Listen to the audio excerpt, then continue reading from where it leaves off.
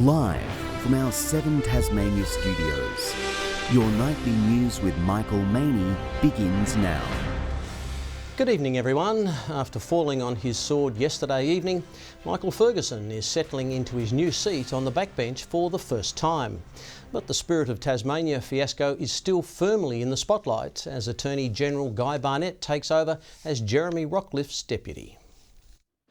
Once the Premier's right-hand man, Michael Ferguson now sidelined with a new deputy in his seat, watching on as the Premier fielded questions about his government's bungled Spirit of Tasmania project, when the ships will set sail still in uncharted waters. Will you personally guarantee that the new Spirits will be in service at full capacity by January 2026? The Premier not making any firm commitments until a final report is submitted on Friday. We will sort the Spirits, we will fix the GBEs, and we will back our tourism industry. Labor demanding the vessels be kept in the state at no charge until berth upgrades in Devonport are completed. We have been calling on you to issue a ministerial direction requiring Tasports to host the ships here in Tasmania without charging $8,000 a day.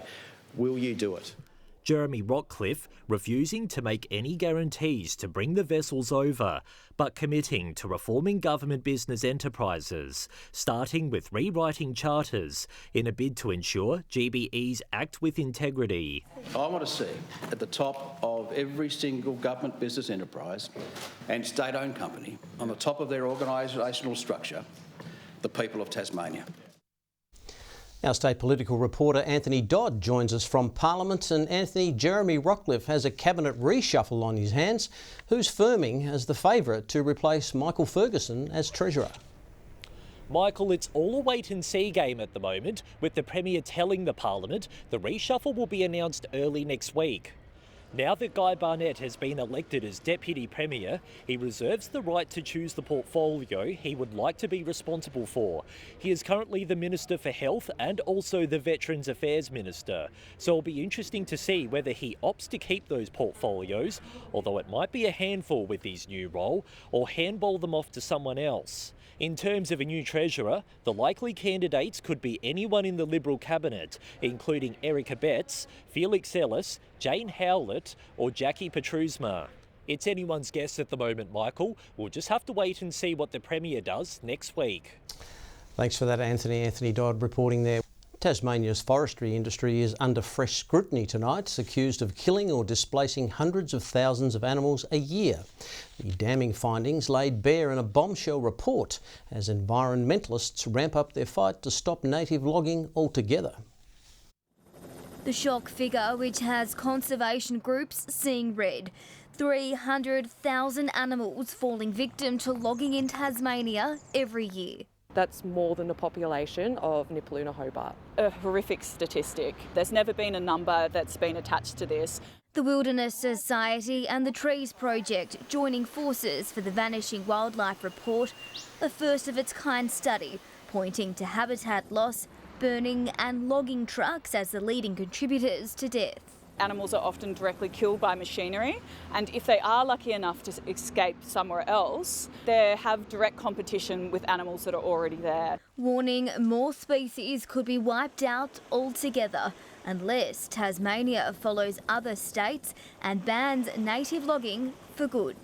The importance of the industry has been overstated many, many times, but the reality is there's no jobs, it's costing taxpayers heaps, and it's impacting on our wildlife. We're hoping that this report will just be another piece of crucial evidence to support the transition out of native forest logging to a plantation-based industry. Sustainable Timber Tasmania maintains it abides by the Forest Practices Code, saying it takes its role in managing sustainable, healthy and thriving public production forests seriously as the fight to shake up the industry pushes closer to Parliament House.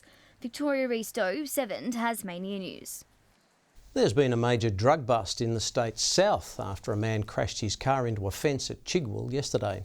Police say he returned a positive roadside drug test and officers located weapons, illicit drugs and cash inside the 35-year-old's car at the scene. And several other items were seized following a further search of the man's home. The Glenorchy man is facing several drug, firearm and family violence related charges.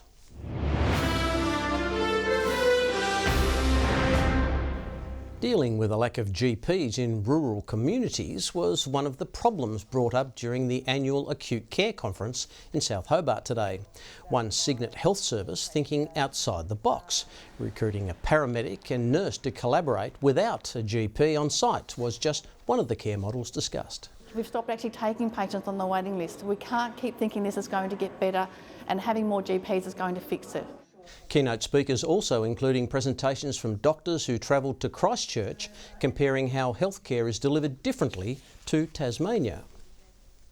New data has found more than a third of Tasmanian households are experiencing food insecurity. The report issued by Foodbank outlines the devastating rates of hunger across the country. The report shines a spotlight on just how tough Tasmanians, along with other Australians, are doing when it comes to putting food on the table. According to the Foodbank Hunger Report, more than a third of the state's households are experiencing food insecurity, with more than half of those suffering extreme levels of hardship. We hear stories every day of parents skipping meals in order to make sure children get more food. In its severest form, 41% regularly skip meals or go entire days without food. In the regions, the number of people battling to feed families is more acute, with single-parent and low-income households most affected. There's still way too many vulnerable Australians doing it tough in a country that's wealthy and more than able to provide for everyone. The gravity of the situation hasn't been lost on charities who regularly deal with struggling Tasmanians, such as those who rely on government support payments to survive, payments that are below the poverty line. And yeah, the only way to fix the problem that we're faced with is if governments increase payments to these individuals and their families. Cutting back on grocery items, a grim reality of where many Australians now find themselves. Yeah, I know quite a few older people that find it real tough. Yeah, we cut back. Yeah, we have to do cost cutting nowadays, so it's not easy to survive, you know. Melinda Ogden, 7 Tasmania News.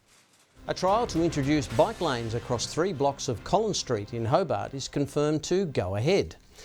Hobart Council voting to cover a $170,000 funding gap left by the state government, which decided to pull out after the project received negative feedback, a decision that was heavily criticised by Tasmania's Bicycle Network. Design and planning works for the 2-year trial are set to start soon and will be fully funded by Hobart City. A new resource is helping Tasmanian students deal with tricky emotions such as grief. It's set to be placed in hospitals and schools so parents and children can get extra advice about how to communicate their feelings. It's an emotion associated with losing a loved one, death and family separation.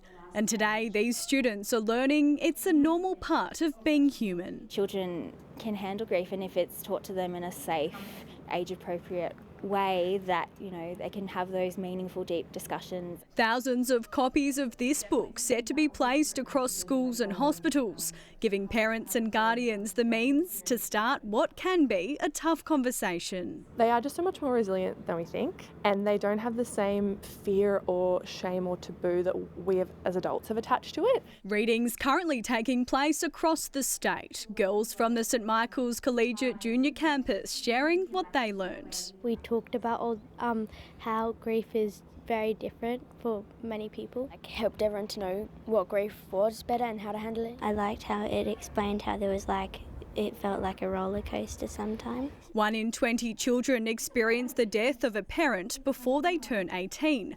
while 19 in 20 will grieve a grandparent, classmate, neighbour or pet before becoming an adult. But resources like books can only go so far. Experts are advising parents and guardians to engage with kids and give them the means to talk about their feelings when they feel they can. And our book also has discussion questions at the back. So a family, if they do feel a bit stuck for words, can open up that safe space for their child to have that conversation. It's not only about being sad and grief, you can be happy too. Ruby Cairns, 7 Tasmania News. A Launceston winter pop-up which saw the temporary transformation of an empty CBD shopfront into a community hub called The Lounge has been named as a finalist for an international award, showcasing the work of teams promoting cities across the world. It was way beyond our expectations. We knew that it would be an attractive place for people to come in winter with heaters and we had musical instruments and games. But in actual fact, we had an average of over 150 people a day come through the door, sometimes up to 200 people. I think that Launceston for a long time, and even more recently as the momentum goes, has been punching above its weight in all sorts of different sectors and elements. So it's no surprise that we can be recognised for something like this when we have such incredible bones and incredible people. The Lounge is competing against entries from Copenhagen and Istanbul. The winner will be announced in November. Party in the Paddock has dropped its 2025 lineup, and it's already being described as one of the biggest in the multi-day music festival's history. Empire of the Sun, Aurora and a top-secret British act are amongst those leading the international and local artists who will take to the stage in February. We just want to make sure that this one's really strong. It's just the first announcement. We've got a couple more acts coming. But yeah, we're loving the Empire of the Sun. Got them back over from LA. It's not all a big party just yet though. Organisers are warning if numbers aren't strong enough this year, they could be forced to pull the pin in the future.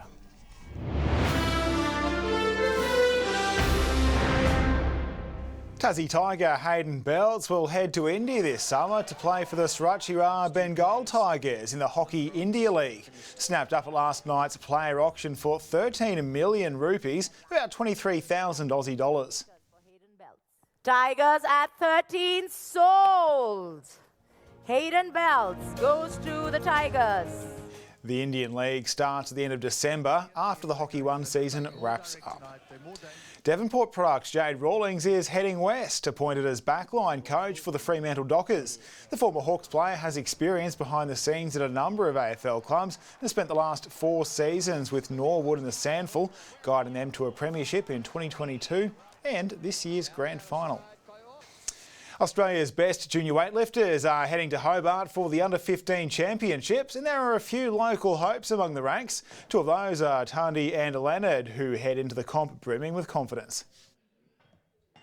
I've been nearly lifting weight for 2 years, and I just saw it on the Olympics one day and then just decided I wanted to do it. My best overall's 90 in the gym, 40 kilo snatch and 50 kilo clean and jerk. The Australian Weightlifting Federation's Youth Championships are this Saturday and Sunday in Mornington. Tasmanian teen sensation Jack Woodbury's fast becoming a well-known name on the triathlon scene after a big year which included a win at the Oceania Junior Championships in New Zealand. Now he's in Spain looking to repeat that on the world stage. Woodbury's lining up to be the youngest competitor in the junior men's race at the World Triathlon Championships in Torremolinos. Good evening. Hobart 18 today, 19 in Launceston, Devonport 16 and 14 Fort Burnie. A lovely 23 degrees recorded at Strawn, 20 at Ouse, 19 Fort Grove, Friendly Beaches 18, 17 on Flinders, King Island and Smithton both 16, 15 at Low Head and St Helens, 12 in Lyowini after an overnight low of -5. It was mostly clear across Tasmania with the exception of the upper east coast, the northwest and King Island. A frontal band lies to the south of the Bight. Afternoon thunderstorms can be seen over parts of the country. Tomorrow a ridge extends to the east of Tasmania while a cold front is approaching the state from the west. North to northeasterly winds 20 to 30 knots about northern and southern waters, and upward of 35 knots about the northwest. West to southwesterly swells increasing to 2 metres. A gale warning continues tomorrow for the far northwest coast. There is also a strong wind warning for coastal waters between Wineglass Bay to Sandy Cape, and also for the central north coast and Storm Bay. Developing showers in Hobart tomorrow, 21, increasing showers in Geeveston, 20, 19 are possible showers for Bothwell. It will be partly cloudy in the north, Launceston 19, 16 in Devonport and 18 the top at Cressy. Burnie cloudy, 16, increasing showers on the way for Strawn, 19, 19 also for Curry with winds easing there. St Helens partly cloudy, 17, similar conditions for Swansea, 20, a fine and sunny 19 degrees expected for Orford. Light showers about the west and south on Thursday. Rain also developing about the far northwest in the evening. Friday, rain continues about the northwest, extending statewide with possible heavy falls about the north. And on Saturday, showers about western, central, southern and eastern districts, tending to rain about the south and also the east. To mainland conditions now. The mercury pushing close to 40 degrees in Alice Springs, a shower or two in Melbourne and Brisbane, also warming up in Adelaide with 29 degrees. Clear right now in Hobart, 14 degrees, partly cloudy in Launceston 15, partly cloudy also in Devonport with 13. Lovely to see you at the desk, Michael. That is all from me, and Peter Murphy will return tomorrow night. Well, that's the most important news, Kyra, I think. I think his fans are missing out on him.